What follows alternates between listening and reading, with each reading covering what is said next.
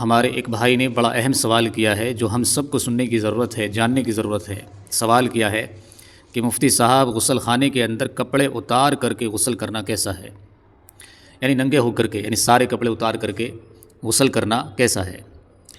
دیکھیں، جہاں تک شرعی نقطہ نظر کی بات ہے تو اگر غسل خانہ آپ کا باتھ روم ایسا ہے کہ بالکل چاروں طرف سے گھرا ہوا ہے، وہاں بے پردگی کا کوئی اندیشہ نہیں ہے، تو آپ کے لیے غسل کرنے میں کوئی حرج نہیں ہے۔ لیکن یہ ہے کہ یہ عمل ناپسندیدہ ضرور ہے۔ اگر آپ کھلے میں غسل کر رہے ہیں تو وہاں تو آپ کے لیے ستر کا چھپانا لازمی ضروری ہے، فرض ہے، یا آپ کو بے پردگی کا اندیشہ ہو تب بھی ضروری ہے، کہیں ایسا نہ ہو بے پردگی ہو جائے۔ ہاں یہ ہے کہ اگر جیسے آج کے دور کے اندر چونکہ باتھ روم پکے ہوتے ہیں، ہر طرف سے لوگ ہوتے ہیں، تو ایسے باتھ روم اگر ہے کہ جہاں بے پردگی کا اندیشہ نہیں ہے، وہاں آپ غسل کر رہے ہیں تو وہاں آپ سارے کپڑے اتار کر کے غسل کر سکتے ہیں۔ لیکن علماء کرام نے لکھا تب بھی یہ عمل ناپسندیدہ ہے۔